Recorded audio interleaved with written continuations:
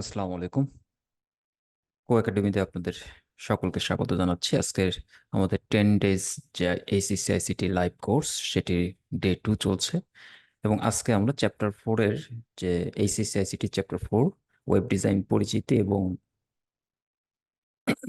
HTML এটির আহ, পরবর্তী অংশ, এটি কোডিং, আমরা এই বিষয়গুলো নিয়ে আলোচনা করব। তো চলুন আমরা শুরু করি। আমরা গতদিনের যে বিষয়গুলো শিখেছিলাম সেখান থেকে একটু রিভাইজ করছি। আমরা আমাদের স্মরণে আছে যে টিম বার্নার্স-লি 1990 সালে এইচটিএমএল নিয়ে এটি প্রকাশ করেন। উনি সার্নের গবেষক ছিলেন। 1989 সালে উনি হাইপার টেক্সট ফরম্যাট এটি প্রবর্তন করেন। আর 1990 সালে যে এনসিএসএ কর্তৃক যে ডেভেলপ ক্রিপ্টো মোজাইক ব্রাউজার, সেটির মাধ্যমে এইচটিএমএল পরিচিতি লাভ করে। এখানে এইচটিএমএল এর ফুল ফর্ম হচ্ছে হাইপার টেক্সট মার্কআপ ল্যাঙ্গুয়েজ, এবং এর সাথে আরো প্রয়োজন হয় সিএসএস, ক্যাসকেডিং স্টাইল শিটস। এগুলো আমরা একটু রিভাইজ করছি। আমরা এই চ্যাপ্টার থেকে যে প্রশ্নগুলো এমসিকিউ এ থাকে সেটি নিয়ে আমরা যদি দেখি, তাহলে প্রথম যে টাইপের প্রশ্ন থাকে, কমন প্রশ্নগুলো আমরা দেখছি। যে প্রথম প্রশ্নটা থাকে ওয়েব পেজ কি, এগুলো কিন্তু এমসিকিউ প্রশ্ন। হ্যাঁ, আমরা ওয়েব পেজ কি, অনেকগুলো অপশন থাকবে। ওয়েব পেজ হচ্ছে একটি এইচটিএমএল ডকুমেন্ট। এরপরে যদি আমরা দেখি যে ডেটাবেস কোন ওয়েব পেজের সাথে যুক্ত থাকে, আমরা এর আগের ক্লাসে শিখেছিলাম যে ডেটাবেস কানেক্ট থাকে হচ্ছে ডাইনামিক ওয়েব পেজের সাথে। তাহলে এটা একটা ডাইনামিক ওয়েব পেজ। আর স্ট্যাটিক ওয়েব পেজ কোনো ডেটাবেস কানেক্ট থাকে না। ওয়েব পেজের যে ঠিকানা, একক ঠিকানা, এটাকে আমরা কি বলেছিলাম? ইউআরএল। এটা অনেকগুলো অপশন থাকবে, আমরা শুধু সময় বাঁচানোর জন্য মূল পয়েন্টগুলো নিয়ে এসেছি। ইউআরএল বাংলায় থাকতে পারে, ইংরেজিতে থাকতে পারে। ইউআরএল এর আবার ফুল মিনিং থাকতে পারে। এরপর সারা বিশ্বের সকল আইপি অ্যাড্রেস ও ডোমেইন নেম নিয়ন্ত্রণ করে কোন প্রতিষ্ঠান? আইসিএএনএন। অনেকে এটাকে সংক্ষেপে আইক্যানও বলে। তো আইক্যান, এরপরের প্রশ্ন হচ্ছে, তাহলে আইক্যানের এটার আবার ফুল ফর্ম জানতে হবে, সেটি নিয়েও প্রশ্ন থাকতে পারে। সেটি নিয়ে আমরা পরে কথা বলছি। শিক্ষা প্রতিষ্ঠানে ব্যবহৃত টপ লেভেল ডোমেনের নাম কি? আমরা যখন ডোমেনের নাম নিয়ে কথা বলবো, ডোমেনের নামের যে পরের অংশ, যেমন .com, .net, .edu, .gov, তারপরে .gov.bd, তো এই .com, .net এগুলো হচ্ছে টপ লেভেল ডোমেন। তো শিক্ষা প্রতিষ্ঠানের ক্ষেত্রে সাধারণত এটা .edu ব্যবহার করা হয় ফর এডুকেশনাল পারপাস। .edu। পরবর্তীতে যদি যাই, টিএলডি এটার পূর্ণরূপ কি? এটা হচ্ছে টপ লেভেল ডোমেন। আমরা একটু আগে যে কথা বললাম টপ লেভেল ডোমেন শিক্ষা প্রতিষ্ঠানে, এটাই। কি কি top level domain? .com, .net, .co, .org। Org হচ্ছে হলো অর্গানাইজেশন। বিশেষ করে প্রশ্নে থাকে যে নন প্রফিট অর্গানাইজেশন প্রতিষ্ঠানের জন্য বা অলাভজনক প্রতিষ্ঠানের জন্য কোন টপ লেভেল ডোমেন ব্যবহার হয়, সেক্ষেত্রে .org বা org এটি আমরা বলবো। এই যে আইক্যান, এটার পূর্ণরূপ কি? এটা হচ্ছে internet corporation for assign names and numbers. এরা ফ্রি এই কাজটি করছে অর্গানাইজেশন। এটি একটা নন প্রফিট অর্গানাইজেশন। নেটে সার্চ দিলে আমরা এই বিষয়ে বিস্তারিত পাবো। এখানে এইচটিটিপিএস, এই যে শেষের এস, এটা কি নির্দেশ করে? আমরা গত ক্লাসে কিন্তু আলোচনা করেছিলাম যে এটা সিকিউরিটির জন্য এটা ব্যবহার হয়। S for security. তার মানে যেখানে এস আছে তার পাশে দেখবেন একটা লক সিম্বল থাকে, মানে এই অ্যাড্রেসটি, এই ওয়েবসাইটটি একটু বেশি সিকিউর। কোন ওয়েবসাইট কাঠামোতে যে কোনো পেজ থেকে সরাসরি হোম পেজে যাওয়া যায়? আমরা এটা শিখেছিলাম অনেকগুলো কাঠামো। একটা হচ্ছে হলো লিনিয়ার, একটা ট্রি বা হায়ারার্কিক্যাল, একটা হচ্ছে নেটওয়ার্ক কাঠামো, আরেকটা তো হাইব্রিড। তো নেটওয়ার্ক কাঠামো থেকে কিন্তু সরাসরি যে কোনো পেজে যাওয়া যায়, কানেক্ট থাকে। এরপরে আমরা দেখি এইচটিএমএল ট্যাগের চিহ্ন কোনটি? এটিও আমরা গত ক্লাসে দেখেছিলাম যে এই যে অ্যাঙ্গেল ব্র্যাকেট দিয়ে শুরু এবং অ্যাঙ্গেল ব্র্যাকেট দিয়ে ক্লোজ, এটি হচ্ছে এইচটিএমএল ট্যাগের সিম্বল। আমরা এইচটিএমএল এর বেসিক স্ট্রাকচারটা আরেকবার একটু দেখে নিই। যে আমরা শুরুতে এইচটিএমএল থাকবে, এইচটিএমএল এটা একটা ট্যাগ, শেষে এইচটিএমএল ট্যাগ, এটা হচ্ছে ক্লোজ। আমরা যদি এখানে দেখি, তো আমরা পেন নিয়ে যদি দেখি যে এই লাস্টের এই এইচটিএমএল এটা হচ্ছে এন্ড ট্যাগ, আর শুরুটা হচ্ছে এটা স্টার্ট ট্যাগ। তো স্টার্ট ট্যাগ আর এন্ড ট্যাগের মাঝে আমাদের আরো অন্যান্য ট্যাগ বা অন্যান্য কন্টেন্ট থাকবে। যেমন একটা বেসিক স্ট্রাকচার হলো একটা HTML ফাইলের প্রধানত দুটো অংশ থাকে, একটা হচ্ছে হেড, একটা বডি। যেমন মানুষের শরীরে যেমন মাথা একটা অংশ, পুরো বাকি অংশটা হচ্ছে বডি, এরকম। তো HTML এর ভিতরে এটা থাকবে। তাহলে আমরা এই দুটো বিষয় জেনে নিই। প্রথমে HTML, তার ভিতর হেড শুরু হয়ে শেষ হবে, এরপর বডি শুরু বডি শেষ। তো হেডের ভিতর যে কন্টেন্ট থাকবে সেটা ওয়েব পেজ শো করবে না, কিন্তু বডির ভিতরে যেটা থাকবে সেই কন্টেন্টগুলো ওয়েব পেজের ভিতর আমরা বা ব্রাউজারে যখন দেখব সেটা শো করবে। এরপরে আমরা যদি বললাম যে HTML, তারপর আমরা নিচ্ছি হলো HTML এর পরে হেড, হেডের ভিতর আমরা নিলাম টাইটেল। তো টাইটেলে যেটা থাকে সেটা আমরা এর আগে গত ক্লাসে বলেছিলাম যে এটা ওই ট্যাবে শো করে, ট্যাবের উপরে নাম শো করে, এটা টাইটেল।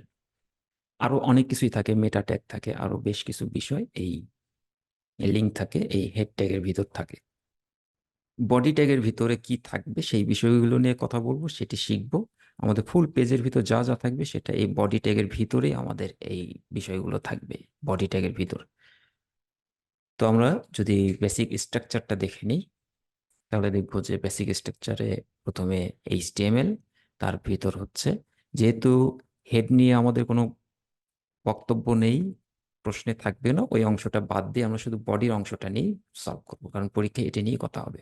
তো বডির ভিতরে সবচেয়ে বড় বোল্ড আকারে যেটি থাকে কন্টেন্ট সেটা হচ্ছে হেডিং। তো হেডিং H1 মানে হচ্ছে হেডিং 1, অর্থাৎ এটা সবচেয়ে বড় হেডিং। এর ভিতর H1, H2, 3, 4, H5, last H6, এবং H6 মানে হচ্ছে হেডিং 6। আর হেডিং 6 হচ্ছে সবচেয়ে ছোট। অনেক সময় এটা সাধারণ যে প্যারাগ্রাফ, সাধারণ যে টেক্সট, ওয়েব পেজে আমরা যে টেক্সটগুলো দেখি এটা হচ্ছে প্যারাগ্রাফ, পি ট্যাগের ভিতর লেখা হয়, তার চেয়েও ছোট হয়ে যায় H6। তো এটা প্রশ্নে থাকে সবচেয়ে বড় হেডিং কোনটা, H1, সবচেয়ে ছোট হেডিং H6। আর সাধারণ টেক্সট আমরা লিখি প্যারাগ্রাফ। তো আমরা যদি পরের অংশে যাই, ফরম্যাট। তো ফরম্যাটিং এর ভিতর দেখি অনেকগুলো ট্যাগ আছে। এই যে আই ট্যাগ দিয়ে শুরু হলো, আই ট্যাগ দিয়ে শেষ, এর ভিতর যা থাকবে সেটা ইটালিক হয়ে যাবে, এরকম বাঁকা হয়ে যাবে। বি ফর বোল্ড, এই যে পার্শ্বে আমরা পিছনে হচ্ছে রেজাল্টগুলো দেখাচ্ছি, আর ভিতরে এই ট্যাগটা কেন ব্যবহার হলো সেই নামটা বোঝাচ্ছি। আর ভিতরে যা থাকে সাধারণত সেটাকেই কন্টেন্ট বলে। তো আমরা এটা বিস্তারিত একটু পরেই প্র্যাকটিক্যালি দেখব। B for bold, E for underline, এবং সুপার স্ক্রিপ্ট ট্যাগ। এই সুপার স্ক্রিপ্টের ভিতর যা থাকবে সেটা পাওয়ার হিসেবে উপরে যে বসবে, এই যে পাশে টু, এটা হচ্ছে সুপার স্ক্রিপ্ট। সাবস্ক্রিপ্ট হলে এই নিচে যেটা H2O, নিচের টেক্সট, এটা হচ্ছে সাবস্ক্রিপ্ট। আর কোনো কিছু যদি কেটে দেওয়া বোঝায়, ডিলিট করার মতো, দেন সেটাকে আমরা ডিলিট ট্যাগের ভিতর রাখি। এগুলো হচ্ছে বেসিক ফরম্যাটিং। তাহলে এই যে প্যারাগ্রাফটা, this is my home page, একটু বোল্ড, দেন। তো এই প্যারাগ্রাফ যেটা আমরা দেখছি এই হোম পেজের, এটাকে আমরা কিভাবে সাজাবো? তাহলে আমরা বলতে পারি যে প্রথমটা আমাদের হচ্ছে এটা বোল্ড ট্যাগের ভিতর রাখা আছে, নিচে আন্ডারলাইন, আন্ডারলাইনের জন্য ইউ ট্যাগ, নিচে এটা হচ্ছে সাধারণ একটা টেক্সট, তারপরে অফটা আবার নিচের লাইনে, তারপর আরেকটা লাইন, রিভার্স অ্যান্ড ক্যানেলস। তো এই পুরো জিনিসটা আমরা এখন আমাদের প্র্যাকটিক্যালি পুরো জিনিসটা আমরা দেখব। চলুন শুরু করি। তো এটার জন্য আমরা সরাসরি আমাদের স্ক্রিনে চলে যাচ্ছি। আমাদের যে পেজ ফোল্ডার, সেখানে আমরা প্রথমে হচ্ছে HTML করার জন্য, HTML লেখার জন্য প্র্যাকটিক্যাল অংশে যাচ্ছি। কি করতে হবে? আমাদের প্রথমে একটা HTML ফাইল লাগবে। আর HTML ফাইলটা একটা ফোল্ডার নিয়ে নিব, সবচেয়ে ভালো হবে। ফোল্ডারের ভিতরে রাইট বাটনে ক্লিক করে নিউ, নিউ থেকে এটা এক একজনের পিসিতে অপারেটিং সিস্টেম আলাদা হলে এটা দেখতে আলাদা হবে, তবে অলমোস্ট সেম। রাইট বাটনে ক্লিক করে নিউ, তারপর হচ্ছে টেক্সট ডকুমেন্ট নিব। এই টেক্সট ডকুমেন্টটা সাধারণত এই ডট টিএক্সটি এটা থাকে। ডট টেক্সট মানে টেক্সট ফাইল, কিন্তু অনেকের পিসিতে দেখা যাবে যে এই ডট টেক্সট শো করছে না। এই যে সিলেক্ট করলাম, ভিউয়ে গিয়ে নিচে শো, এবং শোতে যে এই যে নিচে হচ্ছে লেখা ফাইল নেম এক্সটেনশন, এটা টিক দেওয়া আছে, এটা তুলে দিলাম। তো তাহলে কিন্তু এটার দেখাচ্ছে না। এই ক্ষেত্রে যদি হয়, আমাদের প্রথম কাজ হচ্ছে, আমাদের এই ক্ষেত্রে ডিটেল ট্যাব কম করে দিই। আমাদের প্রথম কাজ হবে ভিউয়ে যে শো শো থেকে ফাইল নেম এক্সটেনশনটা অন করে দেয়া। প্রথম কাজ ফাইল নেম এক্সটেনশন অন করা। এরপর এটা আমরা যদি নাম চেঞ্জ করি, এটা দুইভাবে করা যায়, একবার ক্লিক এরপর আবার ক্লিক, সিলেক্ট হলো, অথবা এর উপরে এসে সিলেক্ট করে রাইট বাটনে ক্লিক করে আমরা এখানে রিনেম অপশন পাবো। এই যে উপরে, এটা উইন্ডোজ 11, তো এখানে উপরে হচ্ছে রিনেম। আমরা হয়তো দিয়ে জাস্ট আমরা দিয়ে দিলাম হচ্ছে ডে 2, ডে 2। এরপর ডট টেক্সট, এই টেক্সটটা চেঞ্জ করে আমরা এখানে দেবো HTML, ডে 2 HTML। যখন এটাকে এন্টার প্রেস করব, এটা একটা মেসেজ দিবে, উইন্ডো ওপেন হবে, আমরা এটা ইয়েস করব, মানে বলছেন যে এটা ফাইল টাইপটাই চেঞ্জ হয়ে গেল, এটা তুমি করতে চাও কিনা। এরপর দুটো অপশন। প্রথম কাজ হলো আমরা একটা HTML ফাইল তৈরি করলাম, এরপর দুটো অপশন। প্রথম অপশন হচ্ছে আমাকে এটা দেখার জন্য একটা ব্রাউজার ব্যবহার করতে হবে, আর দ্বিতীয় অপশন হচ্ছে এটা লেখার জন্য, এডিট করার জন্য আলাদা একটা অ্যাপ্লিকেশন ব্যবহার করতে হবে, যেটাকে বলছি এডিটর। তো প্রত্যেকের পিসিতে সাধারণত নোটপ্যাড বলে একটা এডিটর থাকেই। তো রাইট বাটনে যদি ক্লিক করি এবং এটা যদি এখানে দেখায় ওপেন উইথ, তাহলে চুজ, এখানে আমার অনেকগুলো ভিজুয়াল স্টুডিও কোড ইনস্টল করা আছে বিধায় এটা শো করছে। তো আমরা এটাকে নোটপ্যাড দিয়ে ওপেন করছি, নোটপ্যাড দিয়ে জাস্ট ওয়ান্স দিলাম, আমাদের নোটপ্যাডের এই ফাইলটি এটা চলে আসছে। ওকে, থাকলো, নোটপ্যাড থাকুক। এটাতে আমরা লিখবো, আর দেখার জন্য এটা রাইট বাটনে ক্লিক করে এই যে ওপেন, যেহেতু এটা দেখাচ্ছে হলো কি গুগল ক্রোমের সিম্বল দেখাচ্ছে, জাস্ট ক্লিক করলে এটা ক্রোম ব্রাউজার দিয়ে ওপেন হবে। আচ্ছা, গেল। এখন মিনিমাইজ করলে দেখবো আমাদের দুটো অপশন চলে আসছে, একটা হচ্ছে লেখার আর একটা দেখার। তাহলে দেখার জন্য আমরা ব্যবহার করছি ব্রাউজার। তাহলে ব্রাউজার এখানে আমরা দিয়ে এটাতে ক্লিক করলাম আর শো করব এইটা। ঠিক আছে, শুরু করি লেখা। তাহলে প্রথম আমরা লিখবো হচ্ছে HTML, HTML শুরু করলাম। এরপর এটা স্টার্ট ট্যাগ, এরপর ক্লোজ HTML। ওকে, তো এটা যদি আমরা এডিটে যাই, যে ফন্টে ক্লিক করি এবং ফন্ট সাইজটা একটু বড় করে দেই, 16 করে দিলাম, তাহলে একটু বড় হলো, আগের চেয়ে দেখতে সুবিধা হলো। এরপর HTML এর ভিতর আমাদের কি ছিল, বডি ট্যাগ, বডি ট্যাগ। তো বডি ট্যাগ শুরু, বডি ট্যাগ শেষ। তো আমরা এইভাবে লিখলে ভুল হওয়ার চান্স কম, যে ট্যাগটা শুরু করব সেটা আগে কমপ্লিট করে নেব। ওকে, তো এটা এইভাবে থাকলো। বডির ভিতরে আমরা নিলাম H1। তো H1 যখন নিব, দিয়ে আমি যদি এখানে লিখি দিস ইজ হেডিং 1, এরপর আমরা H1 ক্লোজ করে দিলাম। দেওয়ার পর যখন সেভ করব, এরপর ব্রাউজারে এসে এটাকে হচ্ছে সেভ করলাম, আমরা রাইট বাট কন্ট্রোল S চেপে সেভ করলাম, অথবা ফাইল থেকেও সেভ করা যায়, ফাইল থেকে সেভ অথবা Ctrl+S। এরপর এখানে এসে ব্রাউজারে এসে এই যে রিলোড করলাম, দিস ইজ হেডিং 1। আর একই জিনিস যদি আমরা এখানে H6 নিতাম, দিস ইজ হেডিং 6, H6 দিলাম, এটা সেভ। এবং এবার এসে ব্রাউজারে যদি রিলোড দেই, দেখবো যে একেবারেই ছোট, অত্যন্ত ছোট একটা হেডিং হলো। আর সাধারণ প্যারাগ্রাফ কিভাবে হয়, পি ট্যাগের ভিতর আমি নিচ্ছি this is normal text, paragraph close, P tag সাহায্যে দিয়ে সেভ করলাম Ctrl+S দিয়ে, এবং পেশ করলাম। এই যে আগেই বলেছিলাম যে অনেক সময় হচ্ছে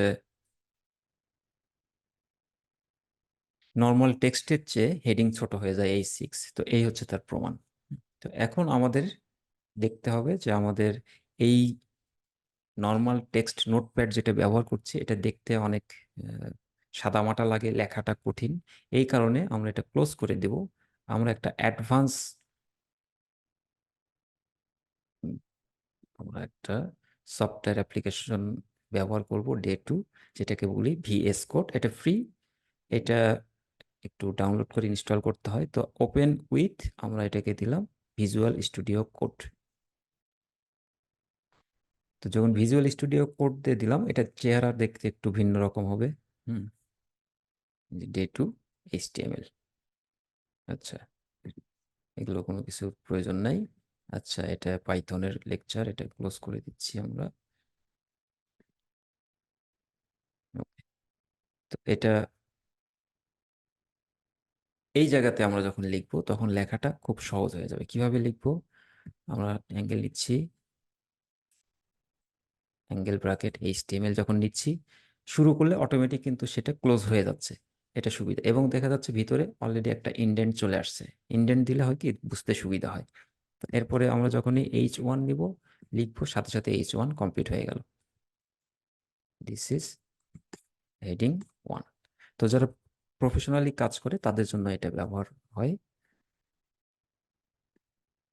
তো আমরা যদি এটা দেখি, দিস ইজ হেডিং 1। তো এটা লেখা অনেক সুবিধা। এইবার আমরা আমাদের ওই কাজটা করব।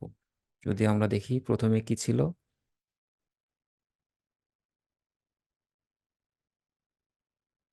আমরা আমাদের হচ্ছে পাওয়ার পয়েন্টে যদি দেখি, আমাদের ছিল হচ্ছে this is my home page. এরপর Bangladesh is a land of rivers and canals. তো এটা আমরা লিখি, এটা আমরা প্রথম লাইনটা যেহেতু বোল্ড আছে, এটা প্রথমে, এটা একটা প্যারাগ্রাফ, তাহলে প্যারাগ্রাফ ট্যাগের ভিতর নিব।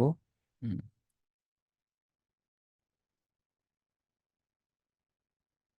Bangladesh is a land of river and canal. তো এইটুকু আমরা লিখলাম। লিখে যদি সেভ করি, আমাদের যে ব্রাউজার, সেখানে আমরা রেজাল্ট দেখতে পাবো। কিন্তু এটা তো এক লাইনে চলে আসছে। এখন কাজ হচ্ছে বাংলাদেশ ইজ এ ল্যান্ড, এইটুকু এক লাইনে থাকবে, অফটা যাবে তার নিচে। তো কোনো জিনিস যদি নিচে যায়, তাহলে সেটার আলাদা করে প্যারাগ্রাফ নিতে পারি, অথবা সেখানে বি আর ট্যাগ ব্যবহার করতে পারি। যখন বি আর ট্যাগ ব্যবহার করব, এর পরের অংশটা অটোমেটিক নিচে চলে যাবে। এই যে লিখে সেভ দিলাম ব্রেক ট্যাগ দিয়ে, এরপর আমি এখানে একটা রিফ্রেশ দিলাম, এটা চলে আসছে, অফ চলে আসছে। তো অফের পরে বাকি অংশটা আবার নিচের লাইনে দেবো। তাহলে আবার একটা ব্রেক ট্যাগ ব্যবহার করলাম, সেভ করলাম। এবং ব্রেক ট্যাগ একটা সিঙ্গেল ট্যাগ, এটা মনে রাখতে হবে, ব্রেক সিঙ্গেল ট্যাগ। সিঙ্গেল ট্যাগগুলো সাধারণত লেখার পরে একটা স্ল্যাশ দিয়ে এটা ক্লোজ করতে হয়। আচ্ছা, এটাকে রিফ্রেশ দিলাম, এই যে অফ রিভার অ্যান্ড ক্যানেল। ঠিক আছে। তো এখানে পি ট্যাগ, ট্যাগের ভিতরে আবার কিছু বাড়তি তথ্য আমরা দিতে পারি, সেটাকে বলা হয় অ্যাট্রিবিউট।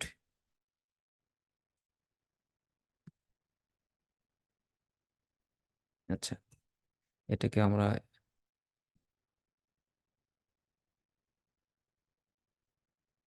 সেন্টার দিলাম, দিয়ে দেখি, রিফ্রেশ করি, এটা সেন্টার হয়ে গেছে। হুম, এই যে বাড়তি অংশটা দিলাম, এটাকে বলা হচ্ছে অ্যাট্রিবিউট। অ্যাট্রিবিউটের প্রথম অংশটাকে বলা হচ্ছে অ্যাট্রিবিউট নেম, আর পরের এই অংশটাকে বলা হচ্ছে অ্যাট্রিবিউট ভ্যালু।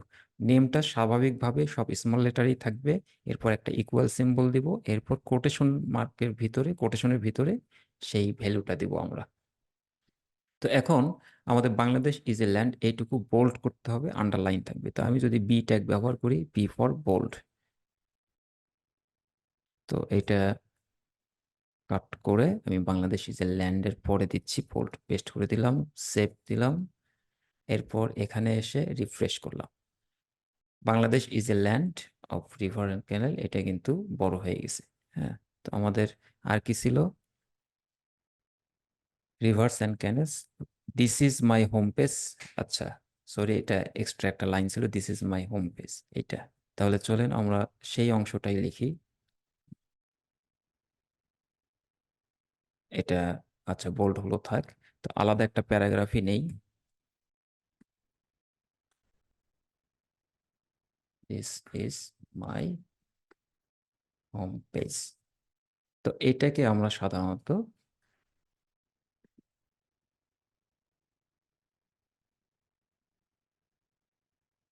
এই this is my home page এটাকে বোল্ড করব।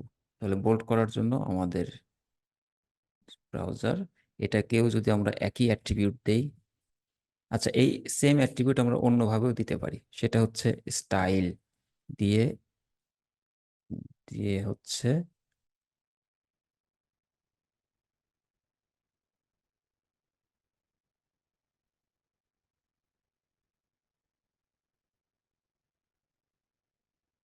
টেক্সট অ্যালাইন সেন্টার,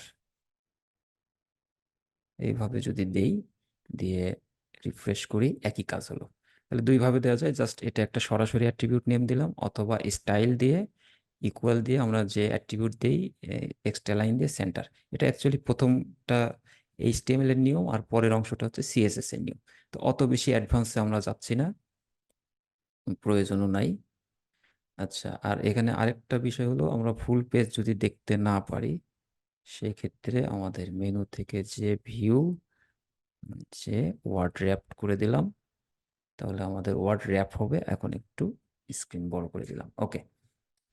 তো এই হচ্ছে ঘটনা। এখন বাংলাদেশের এই বিষয়গুলো একটু এলোমেলো মনে হচ্ছে, আমরা এই জন্য কমায় দেই, এটা বোল্ড থাকবে না। হুম,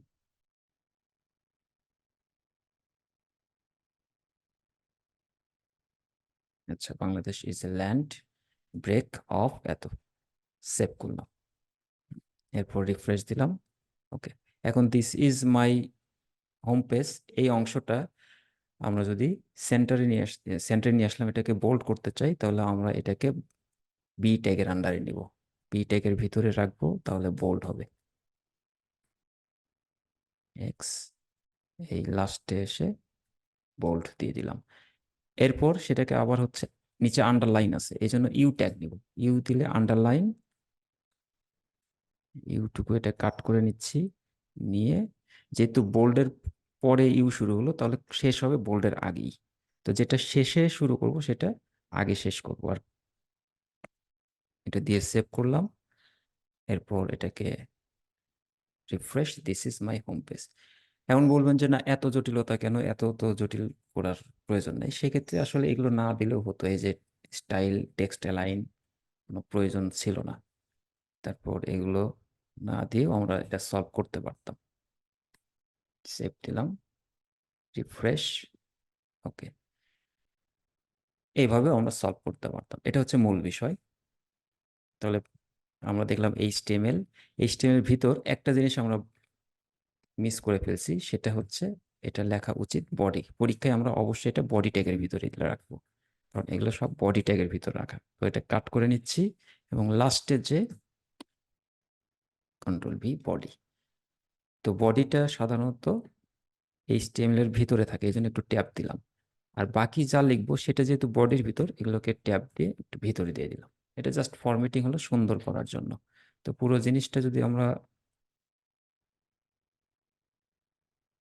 ফুল স্ক্রিন করি এটা, তাহলে দেখবো আমাদের এটা এইভাবে দেখা যাচ্ছে, এইচটিএমএল, তার ভিতর হচ্ছে বডি, বডির ভিতর হচ্ছে প্যারাগ্রাফ নিলাম একটা লাইন, আর একটা প্যারাগ্রাফের ভিতর Bangladesh is a land, break দিয়ে পরের অংশ নিচে চলে গেল, তারপর আবার একটা ব্রেক, যেখানেই ব্রেক দেবো তার পরের অংশ নিচে চলে যাবে।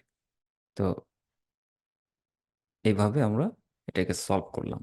তো এটাই কিন্তু পরীক্ষায় আসছিল। হ্যাঁ, তো এবার চলেন আমরা আমাদের আবার লেকচারে ফিরে যাই।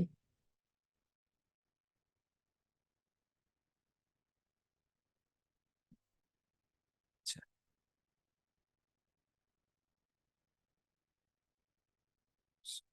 আমরা সরাসরি আমরা যেখানে ছিলাম সেই লাইনে চলে যাই।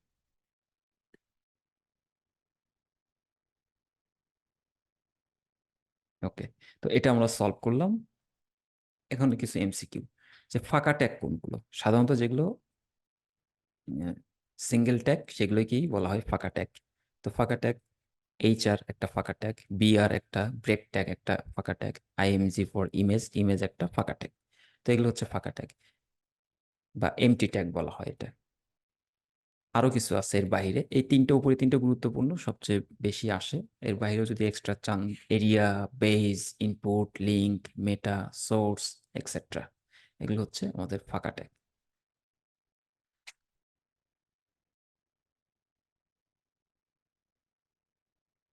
পরবর্তী প্রশ্নে যদি যাই, এইচটিএমএল এর কমেন্ট লেখার নিয়ম কি? তো এইচটিএমএল এর কমেন্ট লেখার নিয়ম হচ্ছে অ্যাঙ্গেল ব্র্যাকেট দিয়ে এক্সক্লামেটরি সিম্বল, এরপর অ্যাঙ্গেল ব্র্যাকেট ক্লোজ, এর ভিতরে যা থাকবে সেটা কমেন্ট। তো কমেন্ট কেন ব্যবহার করব, কি হবে, সেটা আমরা একটু পরে বিস্তারিত প্র্যাকটিক্যালি জিনিসটা দেখব। শুধু এটুকু বলে রেখে, যেটা কমেন্টের ভিতরে রাখবো সেটা পেজে শো করবে না। এটা ওয়ান কাইন্ড অফ ডিঅ্যাক্টিভেট হয়ে গেল, ইনঅ্যাক্টিভ হয়ে গেল জিনিসটা। আমরা অনেক সময় কিছু কোড হয়তো হাইড করে রাখার প্রয়োজন হচ্ছে, যেটা আমরা শো করব না, তখন কমেন্ট করে ফেলি। অথবা বিশেষ কোনো কোড যেটা কেন লেখা হলো, কি পারপাজে লেখা হলো, সেটা বোঝানোর জন্য ইনফরমেশন যিনি ডেভেলপার সে কমেন্টের ভিতর লিখে রাখে, যেন পরবর্তীতে এটা ওপেন করলে বুঝতে পারে। এরপর এইচটিএমএল এর ফাইল এক্সটেনশন, আমরা এটা কিন্তু শুরুতেই দেখিয়েছি যে ডট এইচটিএমএল, আর আগের ভার্সনের যেগুলো ছিল সেগুলো এইচটিএম দিয়েও প্রকাশ হতো। তাহলে দুইটা জিনিস, এক হচ্ছে ডট এইচটিএম, ডট এইচটিএমএল। এখন পরীক্ষায় অনেক সময় এমসিকে শুধু এইচটিএম থাকবে, শুধু এইচটিএমএল থাকবে, সেক্ষেত্রে সেটাই টিক চিহ্ন দিবেন। যদি মাল্টিপল সিলেকশনের অপশন থাকে দুটো, যদি একটা থাকে তাহলে অবশ্যই এইচটিএমএল। ওয়েব পেজের ডিজাইন কোনটি? ওয়েব পেজের ডিজাইন হচ্ছে এই যে এইচটিএমএল এর যে ডকুমেন্ট, সেটাই হচ্ছে এই ওয়েব পেজের ডিজাইন। এখন প্রতিটি ওয়েবসাইটে সচরাচর কোন পেজগুলো বিদ্যমান থাকে? কিছু পেজ আছে বেশিরভাগ ওয়েবসাইটেই থাকে কমন, যেমন কন্ট্যাক্ট আস, তারপর অ্যাবাউট আস, এফএকিউ, এই ধরনের বিষয়গুলো বেশি কমন থাকে বেশিরভাগ ওয়েব পেজেই। পরবর্তী অংশে চলে যাচ্ছি, এখান থেকে একটা প্রশ্ন থাকবেই মনে করেন। সেটা হচ্ছে লিস্ট। তো লিস্ট খুবই গুরুত্বপূর্ণ। যেমন এখানে একটা সাবজেক্টের লিস্ট আছে, কি কি subject? Number one Bangla, English, ICT, আরো বেশি হতে পারে, ডাজন্ট ম্যাটার। এবং সামনে ওয়ান টু থ্রি মানে সিরিয়ালি আছে, সংখ্যা, তার মানে এটা নাম্বার লিস্ট।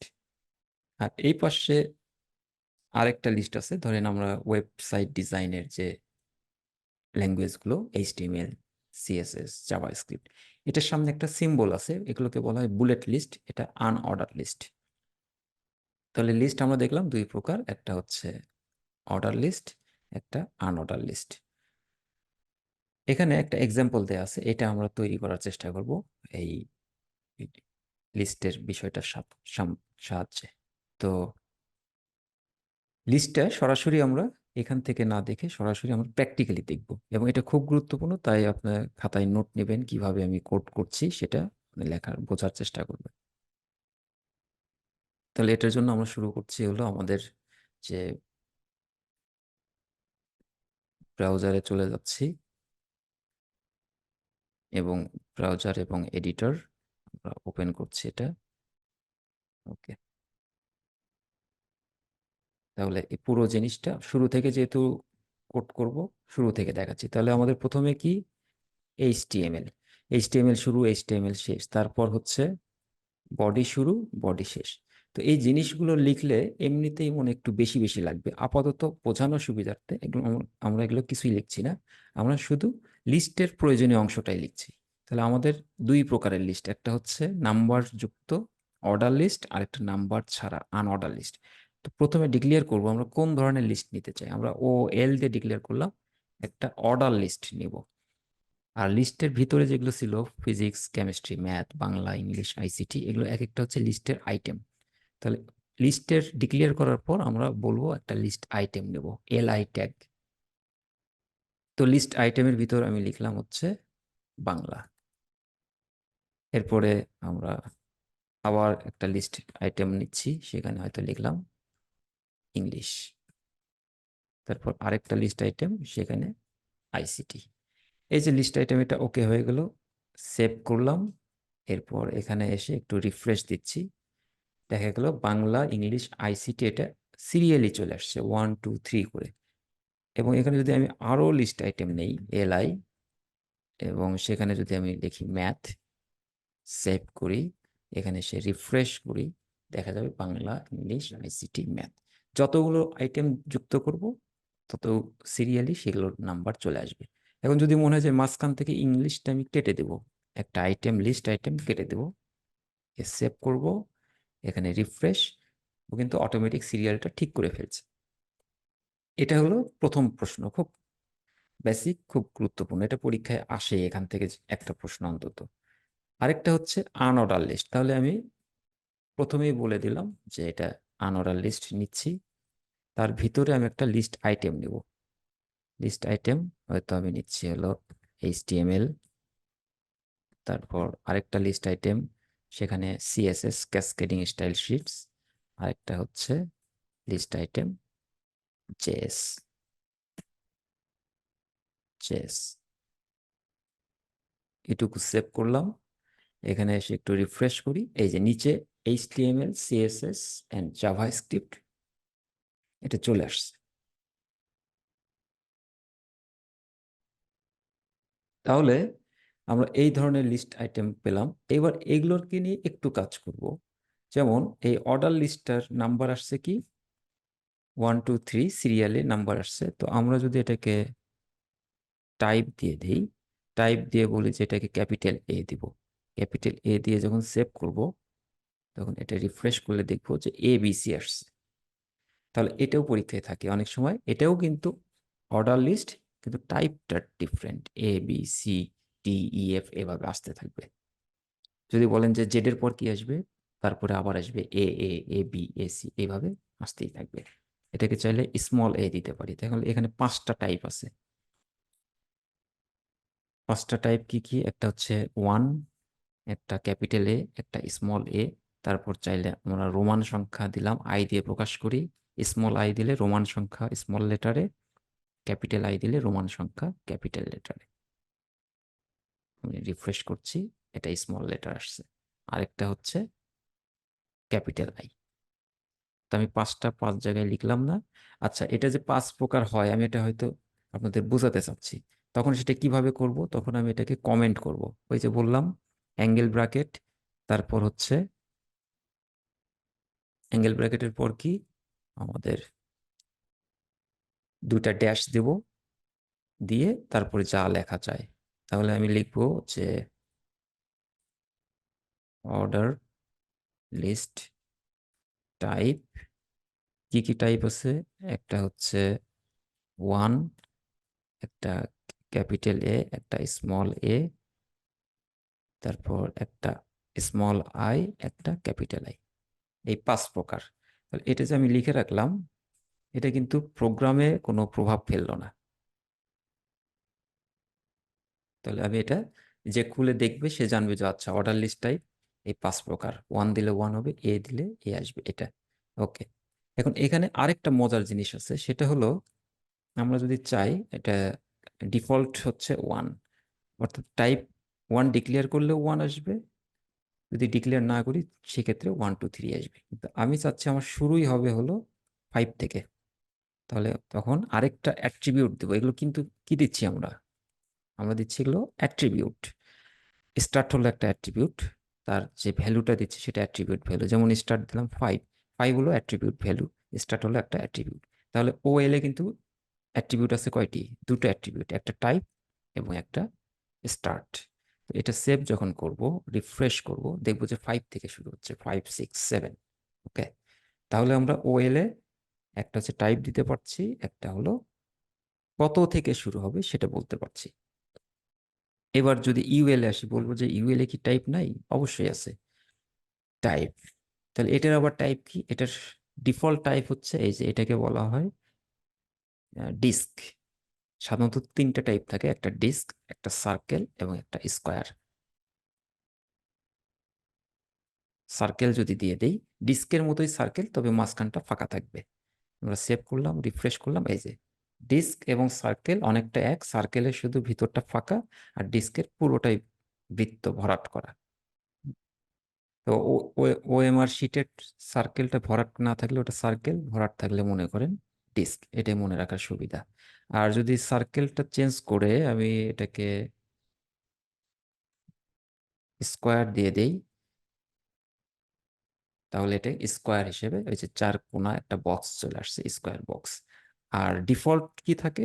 আপনি ইতিমধ্যে বুঝতে পারছেন ডিফল্ট থাকবে হচ্ছে ডিস্ক, DISC, ডিস্ক, ডিস্ক। তাহলে আমাদের এখানে যদি আমি কমেন্টে লিখে রাখতে চাই, কমেন্ট দেওয়ার অপশন কি, অ্যাঙ্গেল ব্র্যাকেট, তারপর হচ্ছে এক্সক্লামেটরি সিম্বল, তারপর ড্যাশ দুটা, এর ভিতরে আমরা লিখব যে আনঅর্ডার লিস্ট টাইপ হচ্ছে প্রথমটা কি ডিস্ক, তারপর হচ্ছে সার্কেল, এবং একটা হচ্ছে স্কোয়ার। এই কয়টা টাইপ আমাদের। ওকে, তাহলে আহ, আমরা লিস্ট আইটেম দেখলাম, স্টার্ট একটা হচ্ছে অর্ডার লিস্ট দেখলাম, একটা আনঅর্ডার লিস্ট। এবার হচ্ছে অনেক সময় একটা লিস্টের ভিতর আরেকটা লিস্ট চলে আসে। যেমন এখানে যদি আমরা দেখি হচ্ছে বাংলা, তাহলে বাংলার কিন্তু সাবজেক্ট দুটা, part one, paper one, paper two. তারপরে আমরা যদি আইসিটি দেখি, হয়তো আমরা আইসিটির ভিতরে চাচ্ছি, আইসিটির ভিতর এইচটিএমএল আছে, সিএসএস আছে, জাভা স্ক্রিপ্ট আছে, সেটা দেখতে চাচ্ছি। তখন এই লিস্টের ভিতরে যখন লিস্ট তৈরি করব, সেটা কিভাবে করব? তাহলে এই ক্ষেত্রে আমরা যদি এই আইসিটির ভিতরে যদি একটা লিস্ট আইটেম চাই, আমরা ধরে নিই এই পুরো আইটেমটা আইসিটির ভিতরে যাচ্ছে, তখন এটাকে আমি কাট করে নিচ্ছি, বা আচ্ছা কপি করেই রাখি, ওটাও অরিজিনালটাও থাকুক। আমরা আবারও বলছি, ওএল একটা লিস্ট, সেখানে বাংলা আছে, আইসিটি আছে, কিন্তু আমরা চাই আইসিটির ভিতরে আরেকটা লিস্ট থাকুক, আইসিটির আন্ডারে কি কি আইসিটির টপিকস, এইচটিএমএল, সিএসএস, জাভাস্ক্রিপ্ট। তাহলে এখানে যখন পেস্ট করে দিব, তাহলে লিস্ট আইটেম শুরু, এরপর আমরা বললাম আইসিটি, এবং লিস্ট ক্লোজ না করে পুরো একটা লিস্ট আবার এর ভিতর দিয়ে দিলাম, আনঅর্ডার লিস্ট দিয়ে শেষ হলো। এরপর লিস্ট আইটেমটা ক্লোজ করলাম, করার পর যখন সেভ করব, সেভ করার পর এখানে যখন রিফ্রেশ করব, দেখব আইসিটির ভিতরে তখন এটা আলাদা একটা লিস্ট আইটেম চলে আসছে, এইচটিএমএল, সিএসএস, জাভাস্ক্রিপ্ট। বলছি যে না, আমরা আইসিটির ভিতরে যেটা আছে এটা হচ্ছে অর্ডার লিস্ট নিব, ওএল। তাহলে কিন্তু নিচে অটোমেটিক অর্ডার লিস্ট হয়ে গেছে, তাহলে নিচেও ওএল করে দিতে হবে, দিয়ে সেভ। এইবার যদি আমি এটাকে রিফ্রেশ দিই, দেখবো যে 1 2 3 সিরিয়াল আসছে। ওকে, আর এটা হচ্ছে আমি স্টার্ট টাইপ এগুলো কিছুই রাখছি না, এটাও ডিফল্টটাই থাকুক। সেভ, রিফ্রেশ, 1 2 3, ভিতরে 1 2 3। ওকে, এখন যদি আমরা মনে করি না এটা ওএল না, এটা আমরা ইউএলই রাখবো, তাহলে ইউএল করে ফেললাম। আরেকবার আমরা এটা দেখি, আইসিটি, এইচটিএমএল, সিএসএস, জাভাস্ক্রিপ্ট। ওকে, তো এ- এটা হচ্ছে আমাদের লিস্টের ভিতরে লিস্ট। এখন যদি মনে হয় যে না, এই এইচটিএমএল এর ভিতর আমরা কিছু একটা লিখবো, তাহলে এইচটিএমএল লিস্টের ভিতরে আমরা আবার একটা লিস্ট নিব, ধরে নিলাম ওএল নিচ্ছি, একটা লিস্ট আইটেম তৈরি করছি, আমরা হয়তো দিয়ে দিলাম হচ্ছে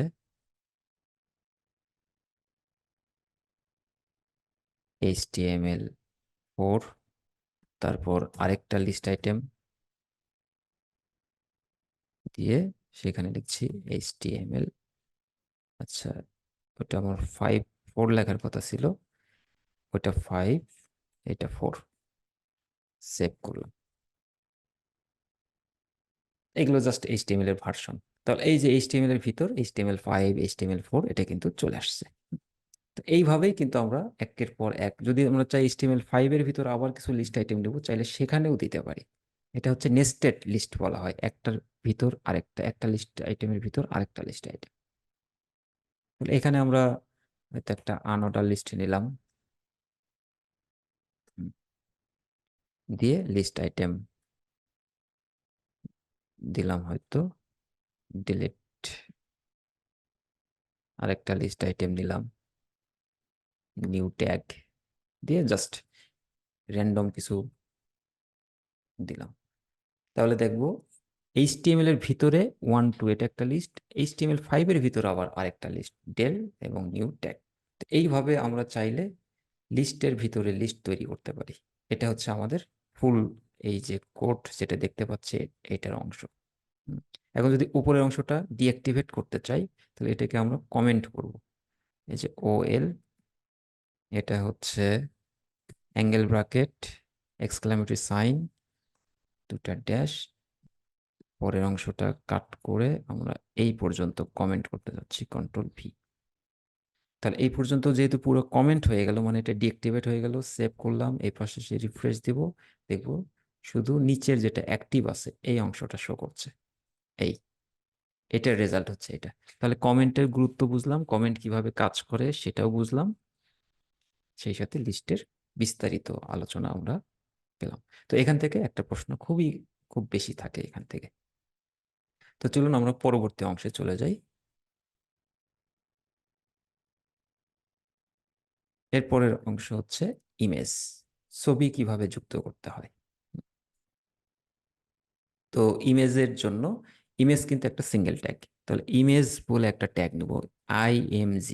হ্যাঁ, এখানে আবার মনে করার প্রয়োজন নেই যে এটা বানান ভুল হয়ে গেছে, আমি ইমেজ বানানটা ঠিক করে দিই, এটাই নিয়ম। IMG লিখে এর ভিতর প্রধান যে অংশটা এটা থাকতেই হবে, এই অ্যাট্রিবিউট থাকতে হবে। সোর্স, সোর্স হচ্ছে আমার ছবিটার লোকেশন কোথায়, কি নাম ছবির, যেমন ফাইল নেম। তো ছবির নামে, ফাইল নেমে কিন্তু এইরকম নাম থাকবে, তার একটা নাম থাকবে, সে ডট, একটা এক্সটেনশন থাকবে, জেপিজি থাকতে পারে, PNG থাকতে পারে, আরো অনেক কিছুই থাকতে পারে। কোনটা কোনটা থাকতে পারে সেটা নিয়ে আমরা একটু পরে কথা বলছি। এরপর আরো কিছু অ্যাট্রিবিউট থাকতে পারে, উইডথ মানে এটা কতটা চওড়া হবে, কতটা চওড়া হবে এটা উইডথ, আর হাইট হচ্ছে কতটা উঁচু হবে, এটা হলো হাইট। তো সাধারণত এটা পিক্সেলে পরিমাপ হয়, বা পার্সেন্টেজ দিয়েও আমরা এটা করতে পারি, যে 50%, 80%, 60%, এরকম, বা ভিউ পোর্ট হাইট দিয়েও এটা বলতে পারি। তো এটা নিয়ে তো অনেক বিস্তারিত আলোচনা, আমরা পরে যদি সময় সুযোগ পাই, আমরা ওয়েব ডেভেলপমেন্ট নিয়ে যদি কখনো কথা বলি, সেক্ষেত্রে বিস্তারিত কথা বলবো। তো আপাতত এইটুকু হলে আমাদের course, HSC ICT course complete হচ্ছে। 500 পিক্সেল হাইট, 300 পিক্সেল, আপনি চাইলে এটা ইচ্ছে মতো কম বেশি করে দিতে পারেন। তো আমাদের যেটা পরীক্ষায় বলা থাকবে প্রশ্নে, সেটাই আমরা সেট করব এখানে।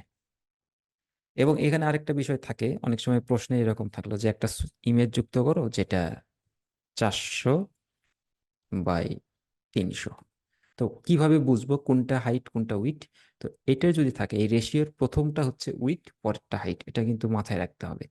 কিছুই বলা নাই, 400 বাই 300 বলা আছে, তাহলে বুঝতে হবে প্রথমটা উইড, পরেরটা হচ্ছে হাইট, উইড বাই হাইট। এইটা গুরুত্বপূর্ণ বিষয়। এখন আমি ইমেজ যুক্ত করলাম, কোনো কারণে ইমেজের নাম ভুল হতে পারে, ফাইল লোকেশন চেঞ্জ হয়ে যেতে পারে, বা অন্য কোনো করাপ্ট হয়ে যেতে পারে ইমেজটা, যে কোনো কারণে এটা লোড হচ্ছে না, বা সার্ভারের সমস্যা হতে পারে, ইমেজ লোড হচ্ছে না। তখন ওই ইমেজের ওই জায়গায়, ওই ইমেজের পরিবর্তে যে টেক্সটটা শো করবে সেটাই হচ্ছে অল্টার টেক্সট। এই যে ALT, অল্ট, এই ট্যাগের ভিতর যেটা থাকবে লেখা সেটা শো করবে। যেমন দিস ইজ অ্যান ইমেজ, তো আমি বলে দেবো this is an image of river, বা this is image of fruits, যে কোনো কিছু, যে বিষয়ের ইমেজ সেই বিষয়টা বলে দেব। আর অল্টার টেক্সটের আরো কিছু গুরুত্বপূর্ণ বিষয় আছে, এটা এসইওর জন্য হেল্পফুল, ওইটা নিয়ে আমরা এই টপিক্সে আলোচনা করছি না। তো এই তিনটা বিষয় আমরা জানলাম। প্রথমে হলো ফাইল নেম থাকবে, সোর্স, এটা সবচেয়ে গুরুত্বপূর্ণ।